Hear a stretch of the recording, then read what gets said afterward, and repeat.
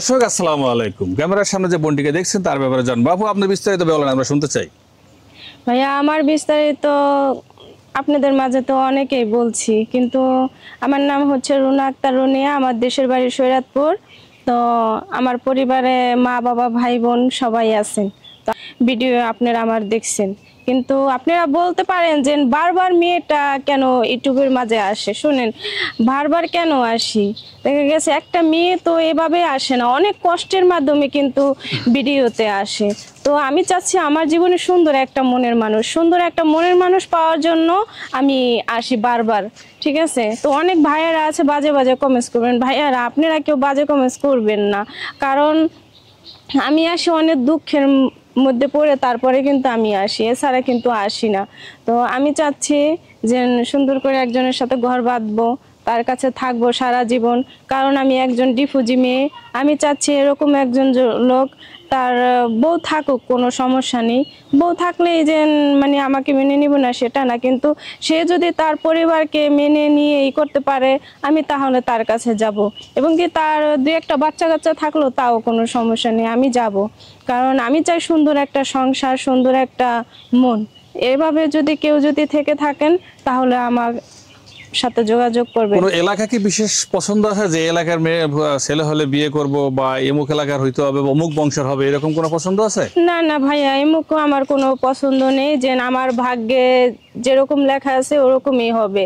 কারণ ভাগ্যের উপর সবকিছু। একবার তো দেখা গেছে সম্পর্ক করে মানে বিয়ে হয়েছিল। এখন আমি চাচ্ছি যে আপনাদের মাধ্যমে যদি কোনো একজন লোক পাই বিয়ে করার জন্য, তার সাথে ঘর সংসার করার জন্য, তার কাছে আমি যাব। আচ্ছা আপু, অনেক সময় আমরা শুনি আমাদের ক্যামেরার সামনে অনেকেই ভিডিও করার পরে যা বলে, বাস্তবে যখন ভাইয়েরা ফোন দেয় কথা বলে, তখন ভাইদের সাথে এই কথাগুলো বলে না, আপনি কি করবেন তাহলে?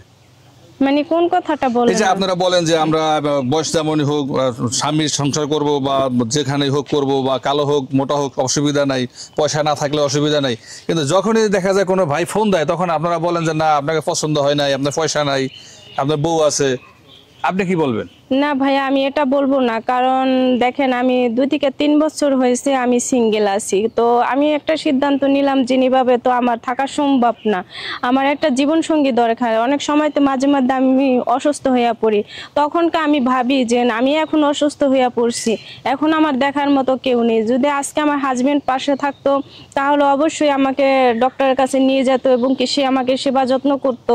ঠিক আছে, এরকম কিছু একটা ভেবে চিন্তে তারপর আপনাদের মাঝে আবার আসলাম, যে যদি মানে এরকম হৃদয়হানী ব্যক্তি থাকে, তাহলে তার কাছে আমি বিয়ে বসবো। আচ্ছা আচ্ছা, আপনার সাথে বিয়ের ব্যাপারে কথা কিভাবে বলবে? আপনার সাথেই বলবে না আপনার মা বাবা যারা আছে তাদের সাথে বলবে? না ভাইয়া, আমার মা বাবাও না, আমার সাথেও না। যেহেতু আপনাদের মাঝে আসছি, আপনারা দেখে শুনে আমাকে ভালো একটা সিদ্ধান্ত নিয়ে তারপরে আপনারা আমার কাছে মানে তার কাছে বিয়ে দিবেন।